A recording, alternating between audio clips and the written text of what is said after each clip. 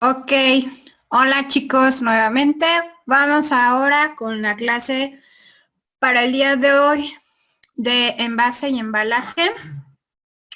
Y bueno, hoy nos toca ver el tema de carga general, especializada, foránea y aérea.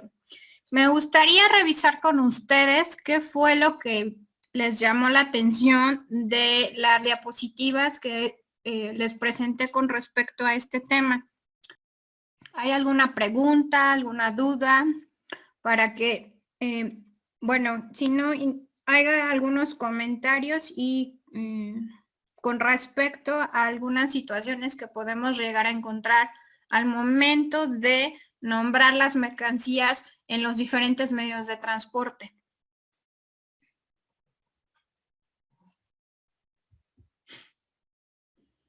No, yo no tengo ninguna duda.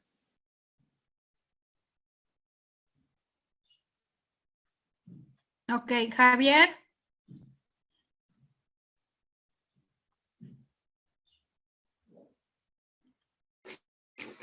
No, tampoco ninguna duda. Ok, bueno, nada más a manera de un breve resumen. Al inicio de las diapositivas les puse la definición que podemos tomar de dos libros muy interesantes. El primero es el de Logística de la A a la Z y el otro del Manual de Transporte de Mercancías. Si se dan cuenta, en los dos la coincidencia que tienen es el hecho de que están integrando la cuestión de que la mercancía se va a transportar en un medio y va a tener algún tipo de manipulación, ¿sale? Entonces, en ese sentido carga es el conjunto de bienes arreglados de forma determinada para su transporte y almacenamiento. Y en el otro nos está diciendo que es la mercancía que se transporta en un vehículo y que se manipula a través de un elemento. En las dos nos está hablando de que existe el medio de transporte y que se va a hacer otra situación, ya sea almacenar o manipular, y que van a intervenir dos actores con respecto a esta mercancía. Bueno, aquí les puse que la podemos clasificar de diferentes formas. Y las dos generales que tenemos es la parte de la carga general y la parte de la carga a granel. Es muy importante diferenciarlas porque, bueno, más adelante les voy a explicar con respecto a los medios de transporte el correcto uso del término, porque muchas veces ustedes van a ver que los transportistas les hablan, no, que quiero una, por ejemplo, sólida, y todo así como, y bueno, a veces a lo mejor se pueden quedar con cara de what, ¿de qué me está hablando? Pero bueno, finalmente aquí con esto vamos a entender por qué nos dice eso y si es correcto que nos mencione de esa manera las cosas, que bueno, los transportistas nunca se equivocan en esa parte. Bueno, en la carga general me gustaría que me dieran un ejemplo cada uno de ustedes sobre los diferentes tipos que podemos encontrar. Por ejemplo,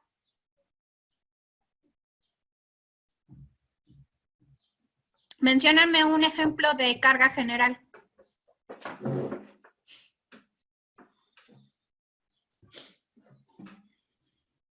¿Se refiere a un producto? Sí. Pues podría ser cualquiera, ¿no? Incluso no sé, un cartón de cerveza. Por ejemplo, exacto. Entonces, aquí como vimos, la característica es la forma en la que se está, de alguna manera, conteniendo la forma en la que podemos manipular esta mercancía, porque como les ponía ya en la diapositiva, puede ser computadora, zapatos, cerveza, etcétera, pero pues se pueden manipular en cilindros, en cajas, en botellas, etcétera. De alguna manera es eso. Bueno, si estoy hablando en una carga fraccionada, ¿qué pasa con esto? Bueno, la mercancía se va a hacer en bultos individuales, es decir, yo voy a tener cajas a lo mejor de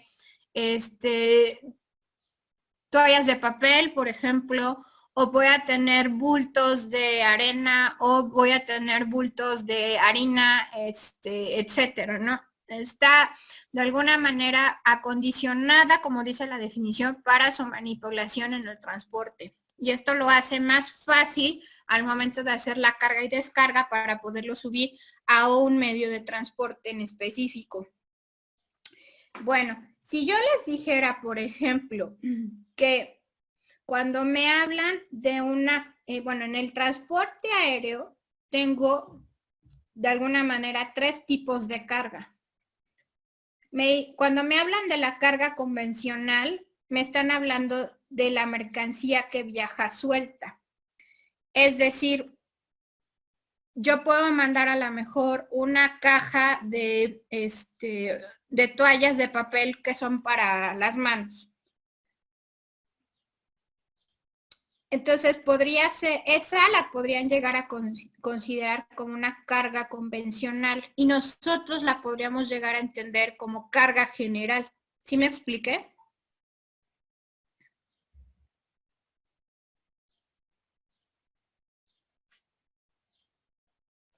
O sea que para otro tipo de transporte es una cosa y para el aéreo es otra. Sí, es lo que les iba yo a comentar. Hay veces que los transportistas determinan de otra manera cómo podemos llamarle a las cargas. Por eso era importante para mí entender si ustedes tienen algún problema o alguna duda con respecto a lo que yo les puse para poderles irles mencionando otras formas, porque por ejemplo yo les subí la diapositiva los tipos de carga aérea que existen. Pero cuando ustedes cotizan, por ejemplo, un servicio, es otra manera en la que ellos les hablan, no precisamente la que encontraríamos en los libros de texto, que fue lo que yo les mencioné en las diapositivas, sino otros términos como lo que les acabo de mencionar, de carga convencional, carga completa, carga agrupada, por ejemplo.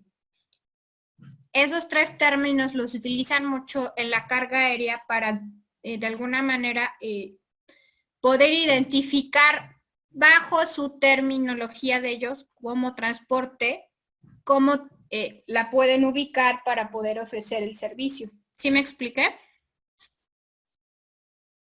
Sí. Ok, ahora, si estamos hablando de carga completa en el transporte aéreo, aquí me refiero a los famosos contenedores que el día lunes Javier nos explicó, los famosos ULD.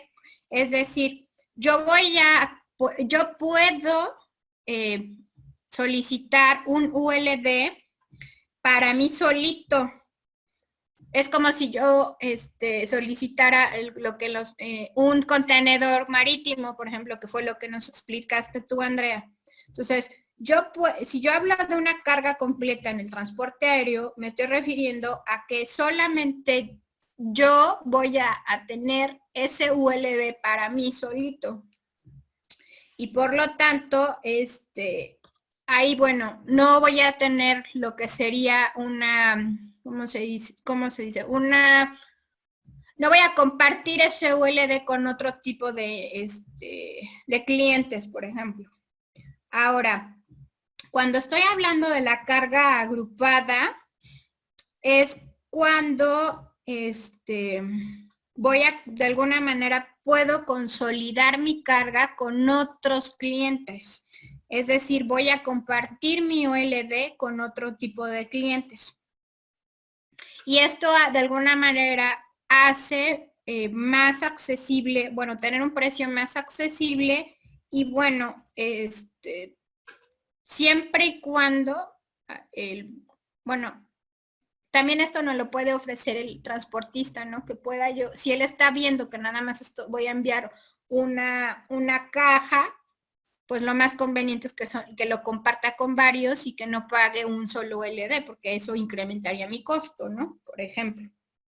Bueno, que aquí entraría en la definición de carga unitarizada, que fue lo que les puse en la parte del, de las diapositivas, me parece que es la que les estoy poniendo en la pantalla, de carga general unitarizada en la parte de carga aérea. Lo que se le conocería en el transporte como la famosa carga agrupada. ¿Por qué unitarizada? Porque ya vimos que va a ir en un contenedor y al ser o agrupada en pallets. Y Javier nos presentó que hay diferentes tipos de, bueno, los pallets y los ULDs, ¿no? El ULD lo que sería el contenedor que vimos contigo, Andrea. Bien, ahora, cuando yo estoy hablando de la carga aérea, también debo de entender que el transportista me va a cobrar en base a tarifas y ahí es cuando va a ser otro tipo de clasificación de la carga. Es decir, tenemos tarifas mínimas cuando tengo una carga mínima que va de 1 a 5 kilos. Entonces ahí me va a cobrar un costo. Y ahí estoy haciendo de alguna manera una clasificación de la carga basado en el peso. ¿Sí? Bien, hay otra clasificación que le llaman carga general. Cuando están hablando de carga general es cuando yo tengo un peso superior a 45 kilogramos. Y bueno, entre más aumente el peso, bueno, y obviamente al tener esto que se llama como carga general, la carga general va a tener una tarifa de carga general o lo que se le conoce como commodity rate. Y obviamente la carga general la van a clasificar ellos también basado en el peso. Tengo menores de 45, mayores de 45, más de 100, más de 300 y hasta 500 kilogramos, que es el peso máximo que puede soportar un avión con respecto a la carga. Bien. Ahora,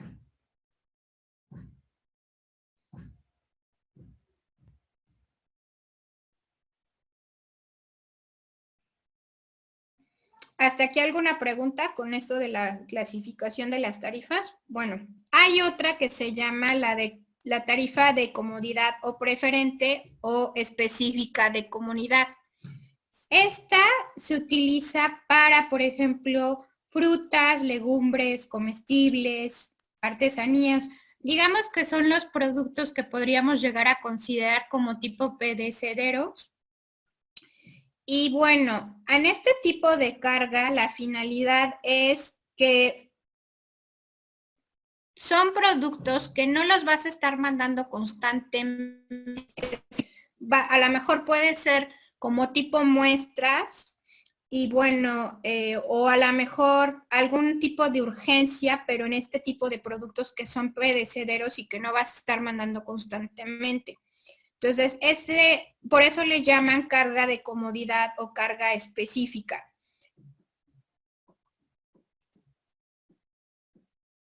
Pero ojo, siempre y cuando sea este tipo de productos que acabo de mencionar, porque si no, estaríamos hablando de la famosa carga general en donde viene más abierto el espectro de productos que podemos utilizar. Bien.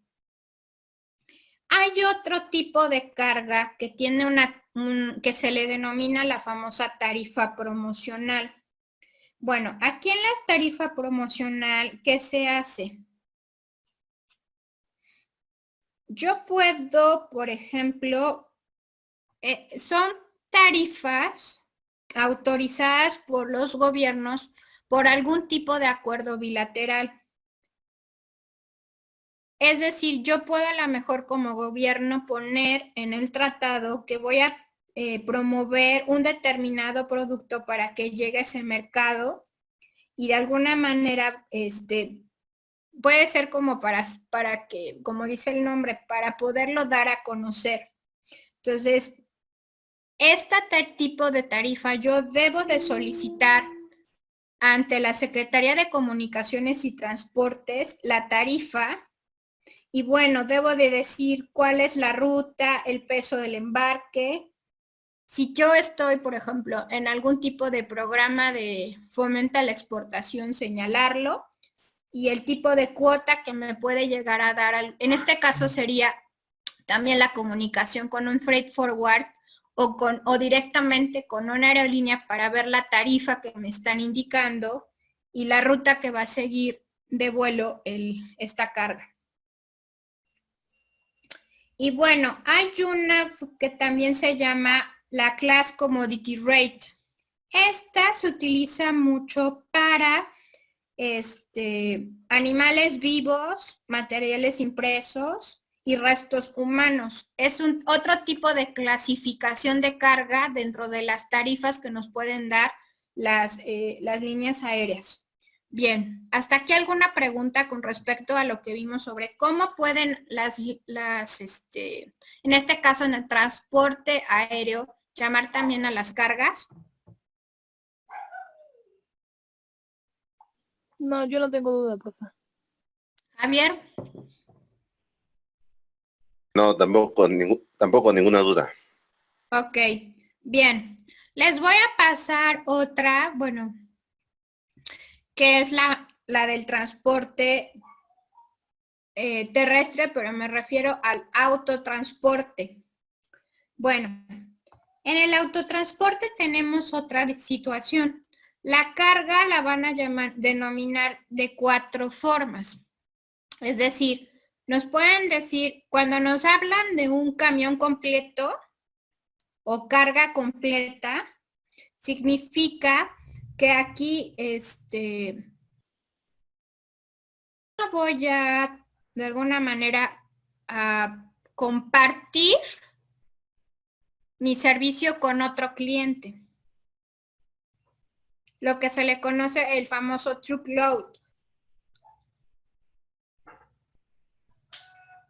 Y bueno, aquí lo importante con esto es que de alguna manera voy a asegurar que aquí no importa tanto el tipo de mercancía, pues en la cuestión de la clasificación que vimos en un inicio de carga general, carga fraccionada, o puede ser también líquida o sólida, sino aquí va más de la mano con que yo estoy contratando solamente de alguna manera el camión para mí solito, en este sentido.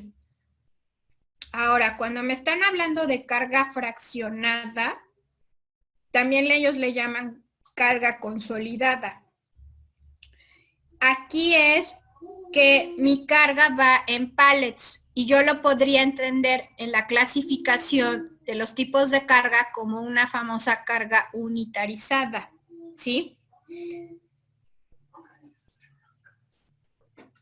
A veces también cuando estoy hablando de la carga fraccionada en el transporte autoterrestre, también me puedo referir a que puedo llegar a compartir el medio de transporte con otro cliente.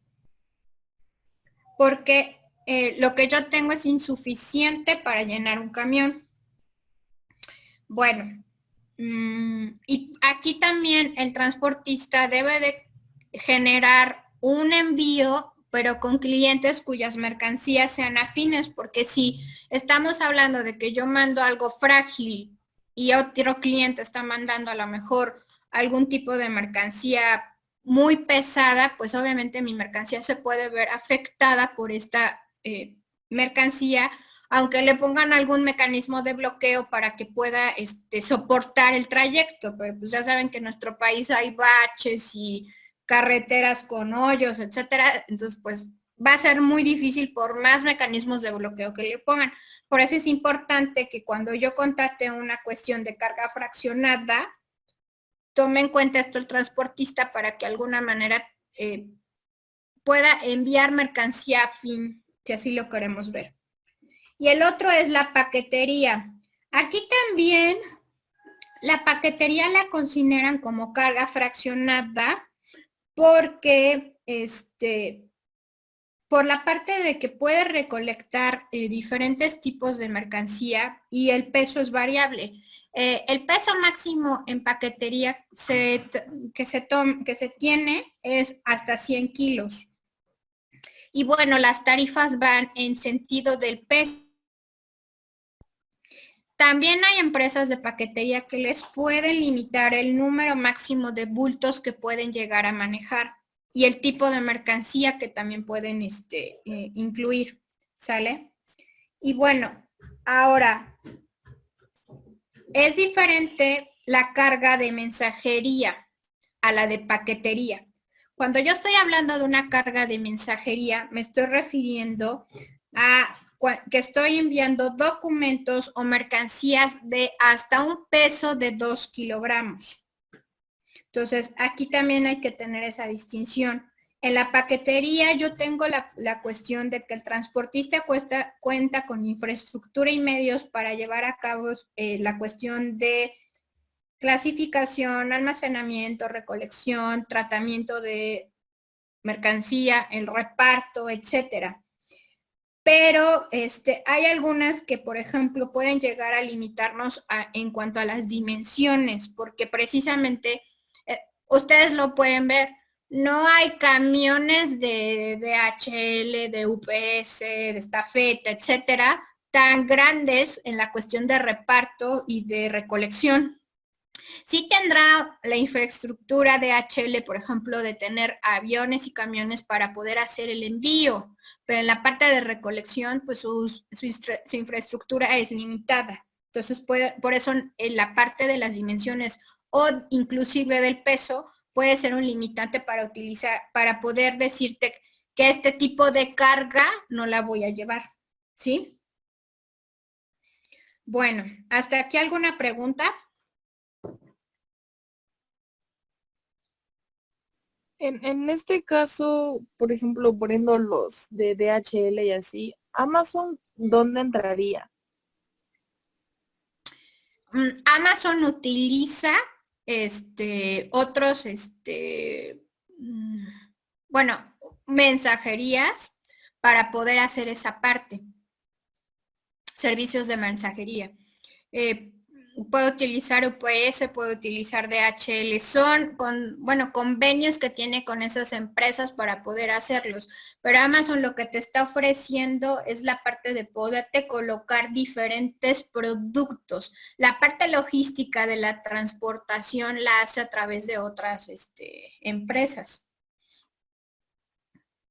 Y ahí hace convenios con ellas para poder hacerte llegar el producto que tú le compras. Es como tipo comercializadora, si así lo queremos ver. Y por la gran variedad de productos que nos está ofreciendo.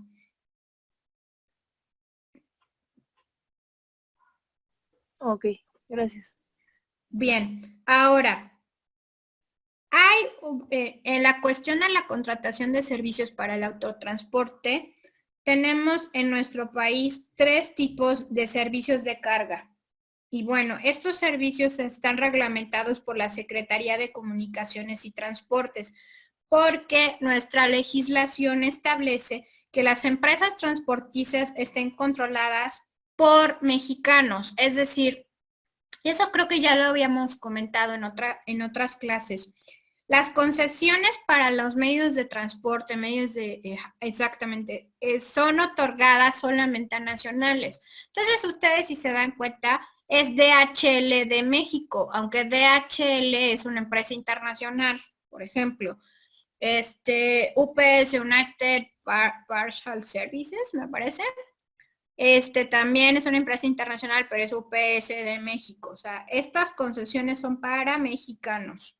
Y bueno, los 3 tipos de servicios de carga para el autotransporte son el servicio público de carga regular, que en este caso les van a ofrecer un tipo de ruta fija y ojo, se va a autorizar para todo tipo de carga a excepción de maquinaria pesada y de explosivos, porque para la carga de explosivos hay otro tipo de permiso, que es el famoso el Servicio Público Federal de Carga Especializada.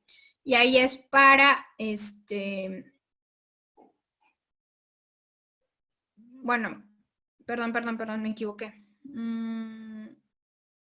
Sí, me equivoqué. Hay un permiso especial para cargas, las famosas cargas peligrosas que vimos antes. Bien, ahora, el otro, el que les decía que era la para carga especializada, por ejemplo, es para productos que deben de tener algún tipo de ruta establecida. Por ejemplo, voy a decir una hora. Los muertos. Supongamos que ustedes se quieren llevar a su muertito a su lugar de origen, pues va a tener una ruta especializada y obviamente debe de tener un permiso para poder viajar. No se lo pueden llevar a otro lado y además porque si no, pues los meterían a la cárcel por andar transportando un muerto, ¿no? Y sin tener el permiso de que pues lo van a llevar a su lugar de origen. Bueno, hay otro que se llama el Servicio Público de Especializado de Carga. La característica que tiene es que se utiliza solamente para carros refrigerados, vehículos blindados, carros tanques. O sea, este tipo de mercancía solamente se va a utilizar ahí y puede pasar por todos los caminos federales. Entonces, esta es una situación importante al momento de ver la contratación. Obviamente su transportista a ustedes les va a decir que cuando pagan, por ejemplo, hay un concepto que se llama cuando ustedes contratan se me fue el nombre, pero voy a tratar de explicarlo. Supongamos que un trayecto de Nuevo Laredo a México aproximadamente son 12 horas en un camión. Entonces, ustedes pueden contratar un servicio, si lo queremos llamar rápido, ahorita no recuerdo bien el nombre, pero la intención con este servicio es que llegue antes de las 12 horas y para eso ustedes requerirían 2 choferes. Pero en el servicio a ustedes lo que les va a decir el transportista también es que si se va por camino federal o por autopista, y eso tiene un costo adicional, la elección de eso. Obviamente si se van por autopista, pues ellos les tienen que dar la comprobación de que efectivamente pagaron todas las casetas, porque ese servicio de tener doble chofer les está a ustedes dando la certeza de que van a llegar antes del tiempo que lo requieren. Entonces, también forma parte de lo que ahorita acabamos de mencionar con los tipos de servicio de carga de autotransporte. Bien, en Estados Unidos hay otra forma de clasificar las cargas para poder costear los fletes. La Asociación Nacional de Tráfico de Carga las clasifica en 18 clases. Esto lo van a ver ustedes mucho cuando ustedes contraten o cuando, por ejemplo, le pidan, si tienen ustedes muchas exportaciones a Estados Unidos, les van a decir el agente aduanal en Estados Unidos el tipo de clase, porque así le llaman, el class number o el NMFS class number.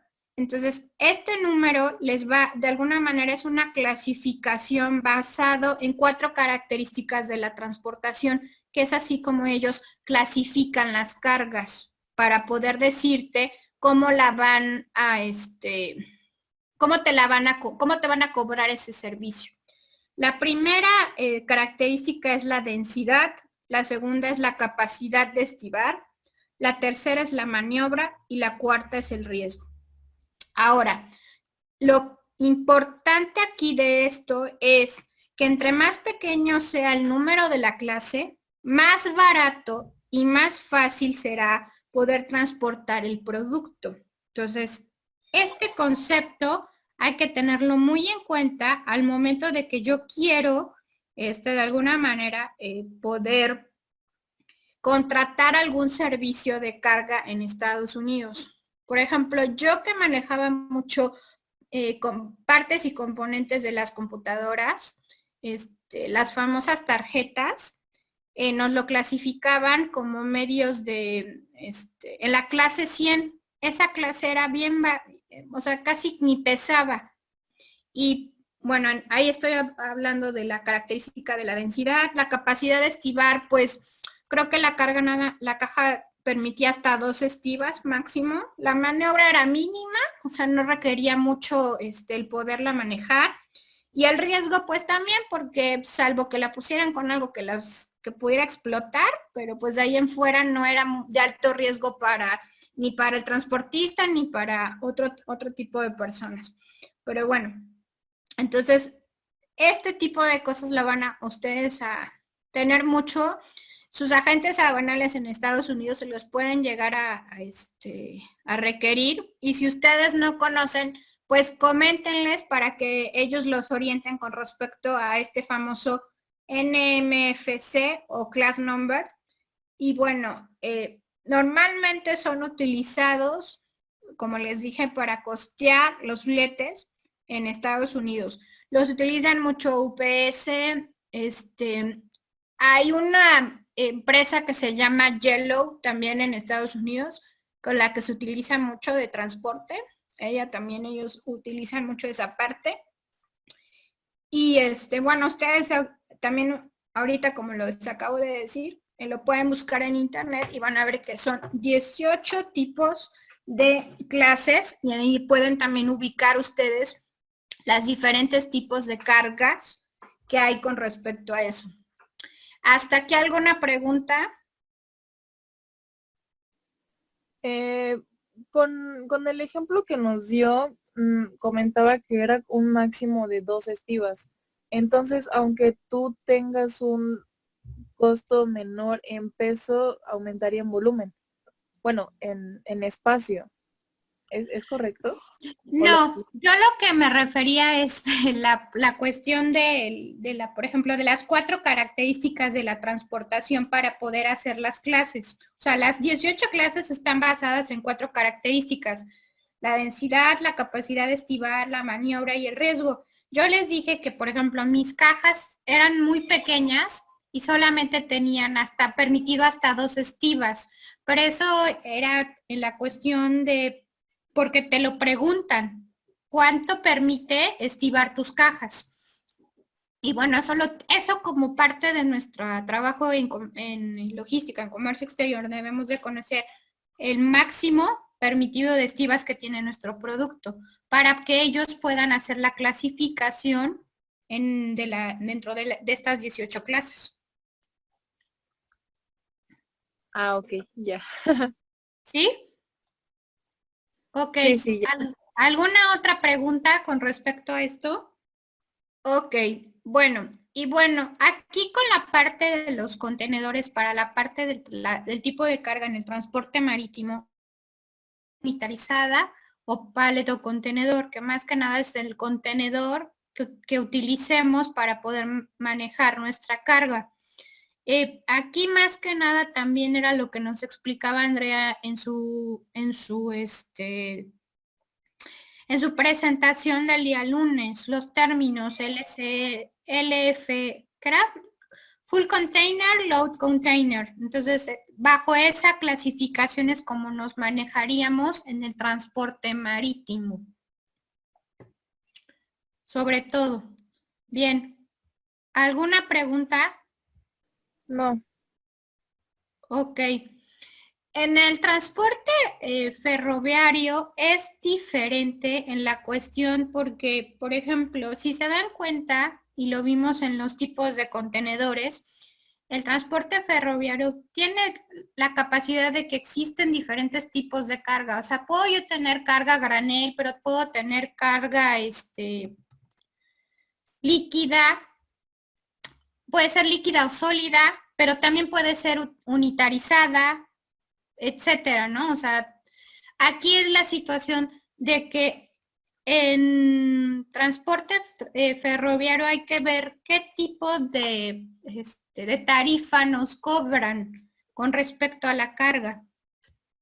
Ahorita voy a explicar un poco esta parte, porque es diferente a los otros medios de transporte. Ay, un segundo.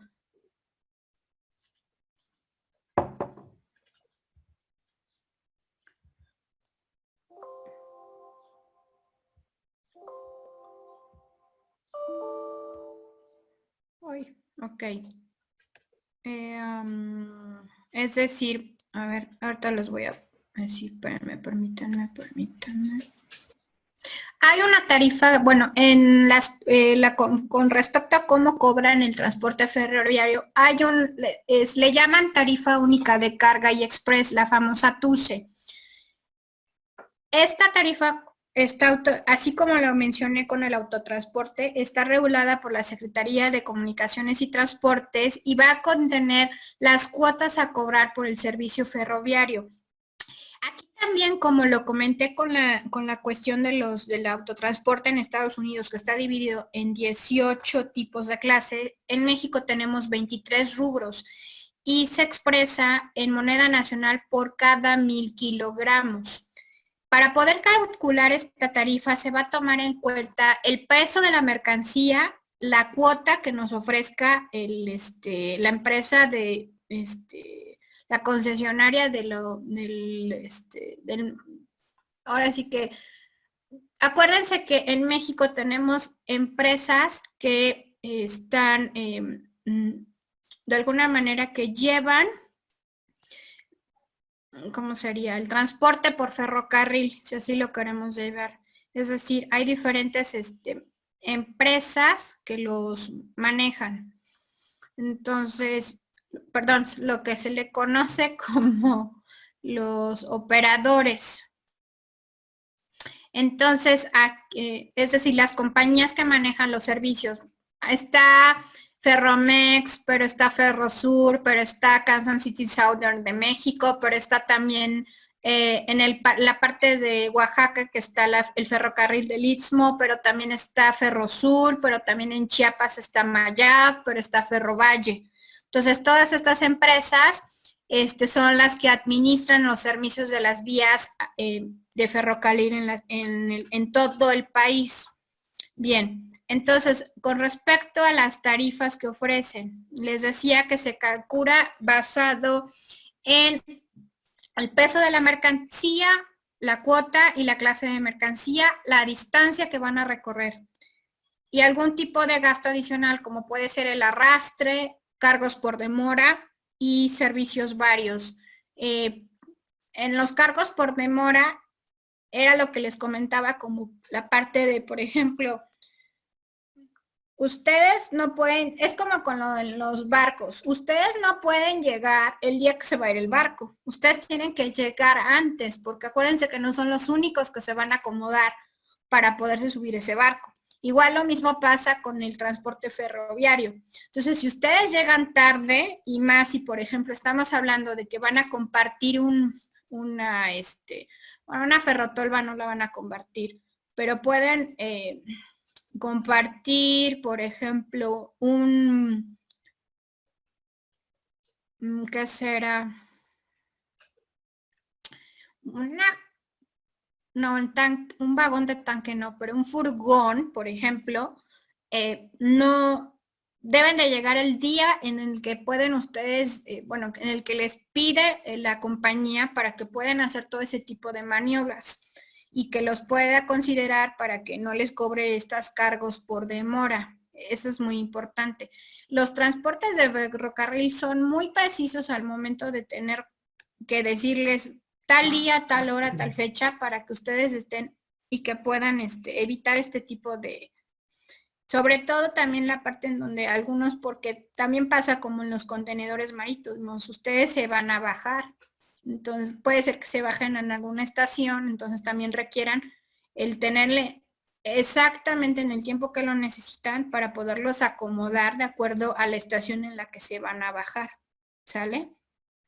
Bien, hasta aquí alguna pregunta con la cuestión de cómo en los medios de transporte también se pueden de alguna manera etiquetar los tipos de carga. O sea que en la parte de la línea, por ejemplo, del ferrocarril, también puedes compartir un vagón o un... Sí. Y en cuestión de los contenedores, ¿son similares al de un marítimo, por ejemplo, en la forma de la descarga de la mercancía? Depende. acuérdate que también hay diferentes tipos de, de vagones. Hay vagón de tanque, pero hay furgones, pero hay góndolas, pero hay tolvas. Entonces, por ejemplo, las tolvas no tienen techo y pueden llevar, por ejemplo, mercancía a granel.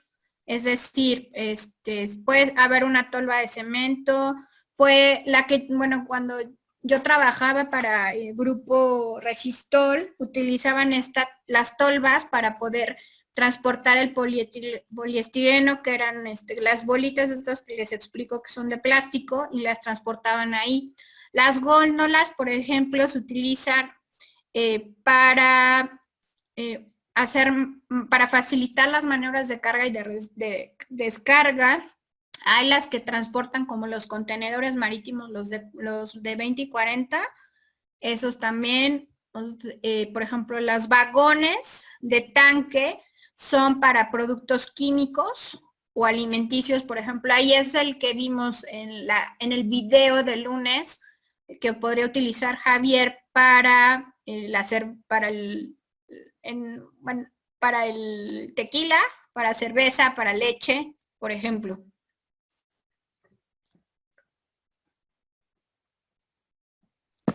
¿Y esta maniobra se realizaría en algún puerto seco? ¿O dónde es que se...? Las estaciones, por ejemplo, Pantaco, en la... ¿Qué es En Pantaco hay una en el puerto... ¿A qué te refieres con puerto seco? Porque el único puerto seco que tenemos acá es en el de Guanajuato. Ajá, ¿o en dónde es que se realizan estas maniobras? Las maniobras pues, en las estaciones del tren. Ahí es donde, de hecho, les digo, Pantaco tiene una estación. Aquí, pues ven que Puebla tiene una parte de una estación.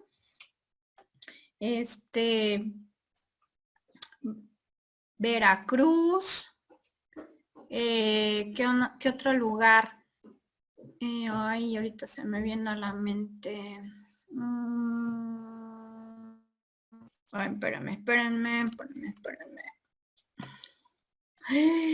Se me borró esa parte. Bueno, Ferromex, Ferrosur, Chiapas, Oaxaca tienen esa parte de estación. Tehuantepec, ¿ves? Bueno, ya en Oaxaca ustedes tienen esa parte también. Tijuana, Tecate, es una vía corta, por ejemplo.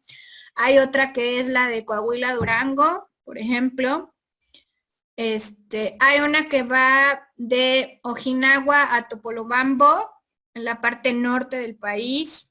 Ojo, no estoy hablando del famoso tren único de pasajeros que existe, que es ¿cómo se llama? ¡Ay! El de Chiapas, fabuloso, hermoso. No sé si lo conocen. Ay, no me acuerdo cómo se llama, pero es turístico y está padrísimo. Bueno, no estoy hablando de eso, estoy hablando 100% de carga, ¿eh?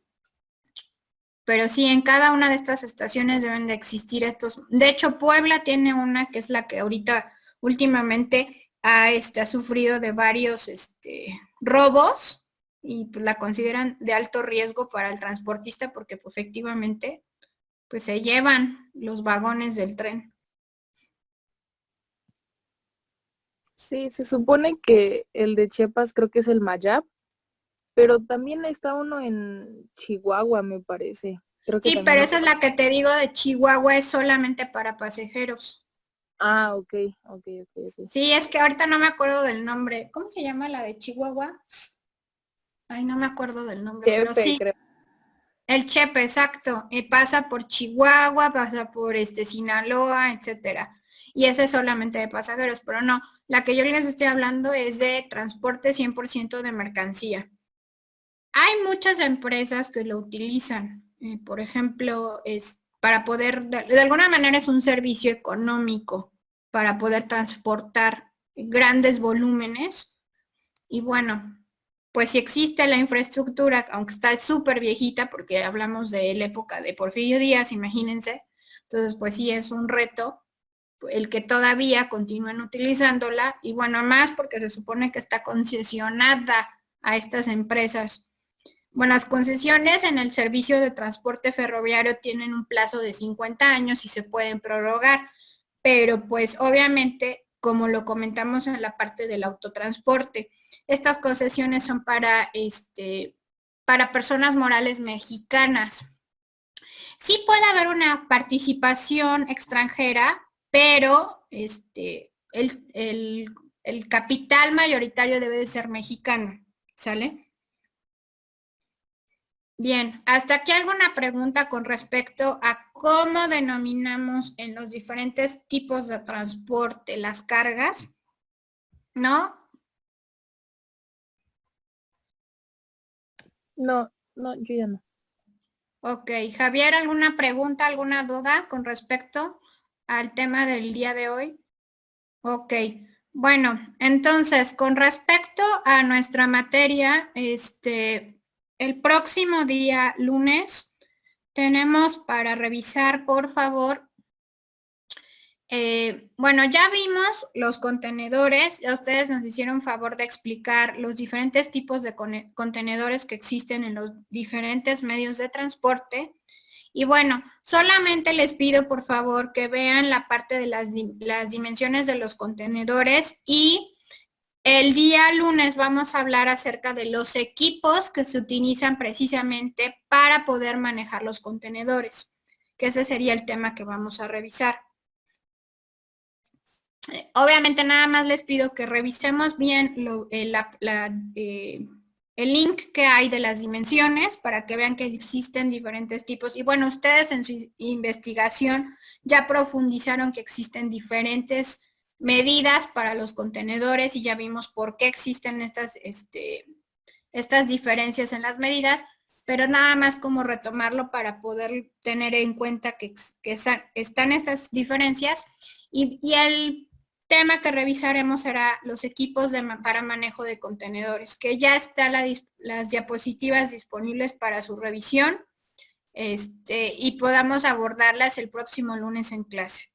Bueno, les agradezco a todos su participación en la sesión del día de hoy. Espero que, bueno, si existe alguna duda adicional o pregunta con respecto al tema que vimos, con mucho gusto les puedo responder sus preguntas por correo o por el grupo que ya tenemos abierto. Bueno, entonces, si no hay alguna duda adicional, por mi parte sería todo y los veo el próximo lunes. Muchas gracias a los dos y bueno, nos vemos entonces. ¿Alguna pregunta ya para finalizar? No, profa. No, todo bien. Muchas gracias. Ok, bueno, pues entonces nos vemos el lunes. Gracias, adiós. Gracias.